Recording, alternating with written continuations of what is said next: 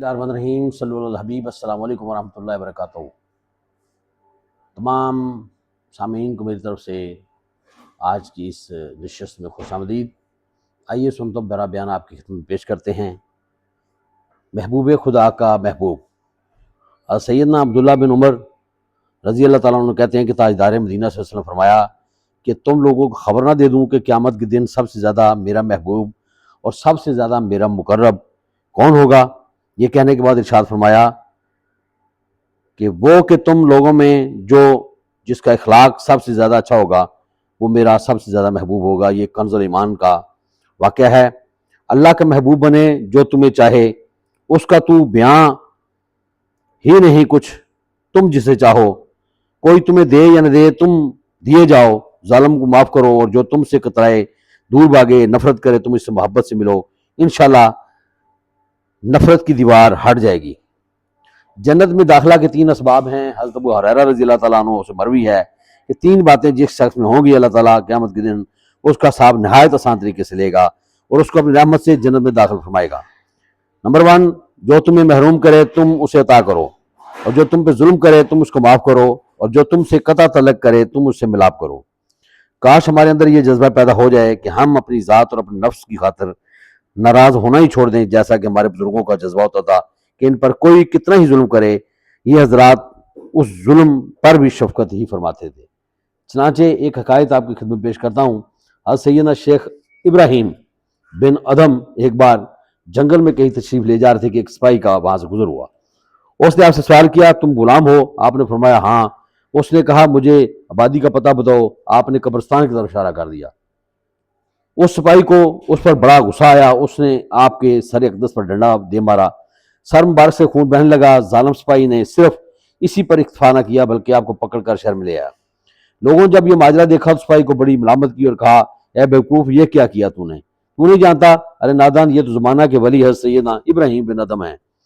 ये सुनकर वो बेहद नादम हुआ और फौरन अपने घोड़े से उतरकर आपके कदम गिर पड़ा। आपकी कदम बोसी की, फिर नहायत ही आजिज़ी के साथ अर्ज गुजार हुआ, आलीजा मैं आपको गुलाम हूँ, अपने गुलाम की खता को माफ़ कर दीजिए। और ये इरशाद फरमाइए कि आपने मुझे ये क्यों बताया था कि मैं गुलाम हूँ? आपने फरमाया, मैंने इस वजह से कहा था कि मैं अल्लाह ताला का बंदा हूँ। और सिपाही ने अर्ज की, जब मैंने आबादी के बारे में दरियाफ्त किया तो आपने कब्रिस्तान की तरफ इशारा क्यों किया था?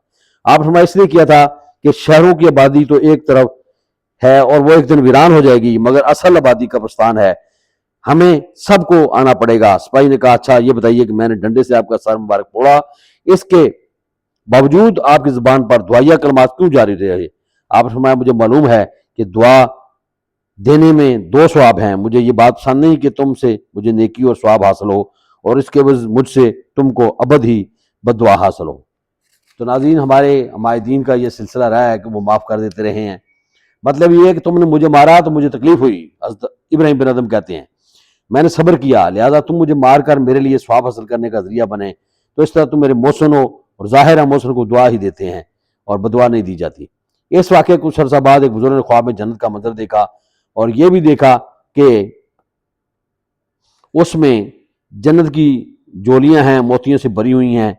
और उन बुजुर्गों ने उस अहले जन्नत से इसकी वजह दरियाफ्त की तो उन्होंने फरमाया कि एक नावाकिफ शख्स ने सैयदना इब्राहिम बिन अदम रहमतुल्लाह अलैह का सर अक़दस फोड़ दिया था। अल्लाह ताला ने हमें यह हुक्म दिया कि जब इब्राहिम बिन अदम जन्नत दाखिल होते उन पर ये मोती निछावर किए जाएं।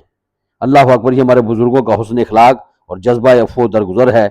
और अल्लाह इन्हीं बुजुर्गों के सदक़े हमें हुस्न इखलाक दे और हमारे तमाम सीरा किबरा गुनाह माफ़ फरमाए और हमें दरगुजर करने वाला बनाए। नाज़रीन, सरकार का एक और वाक़या बड़ा खूबसूरत आपकी समातों की नज़र करता हूँ। छोड़कर आपका दर जाएं तो सरकार किधर जाएं? सैयदना ज़ैद बिन हारिसा जो अपने वालिदैन से कम उम्र में बिछड़ गए थे, जब उनके वालिदैन को पता चला कि हमारा बेटा शाह मदीना सूर कल्बो सीना का गुलाम है, तो हज़रत ज़ैद के वालिद और चचा फिदिया की रकम लेकर अपने बेटे को गुलामी से छुड़ाने के लिए मक्का मुकरमा आए और हुजूर अकरम नूर मुजस्सम सल्लल्लाहु अलैहि वसल्लम की खिदमत बाबरकत में हाजिर हुए। अर्ज़ की, हम पर एहसान कीजिए और करम फरमाइए और फिदिया कबूल करके हमारे बेटे को आज़ाद कर दीजिए। सुल्तान मदीना सल्लल्लाहु अलैहि वसल्लम फरमाया, क्या बात है? अर्ज़ की, हम अपने साहिबजादे ज़ैद को ढूंढते हुए यहाँ तक आए हैं। शहनशाह मदीना ने फरमाया, ज़ैद को बुलाओ। اگر وہ تمہارے ساتھ جانا چاہتا ہے تو بغیر فدیہ ہی لے جاؤ۔ حضرت زید کو بلایا گیا اور جانے نہ جانے کا اختیار دیا گیا تو حضرت زید نے عرض کی، یا رسول اللہ، میں نے آپ کے مقابلے میں بلا کس کو پسند کر سکتا ہوں؟ بلا شبہ شہنشاہ مدینہ کی غلامی دونوں جہاں کی سلطانی ہے۔ پھر پلا حضرت زید سلطان مدینہ صلی اللہ علیہ وسلم جیسے شفقت کے سمندر اور حسن اخلاق کے پیکر کو کیسے چھوڑ دیتے تھے؟ چنانچہ حضرت زید نے اپنے والدین کے مقابلے میں سلطان دارین کی غلامی کو ترجیح دی اور والدین کے ساتھ جانے سے انکار کر دیا۔ اور والدین نے جب حضرت زید کی سرکار سے محبت اور سرکار کی زید سے شفقت دیکھی تو وہ بھی مطمئن ہو کر بخوشی واپس لوٹ گئے۔ سرکار کے دامن سے جب ہو گئے وابستہ، دنیا کے سبھی رشتے بیکار نظر آئے۔ شاعر نے اس پہ اکتفا کیا ہے۔ اللہ تعالی ہمیں عمل کی توفیق عطا فرمائے۔ صدق اللہ العظیم۔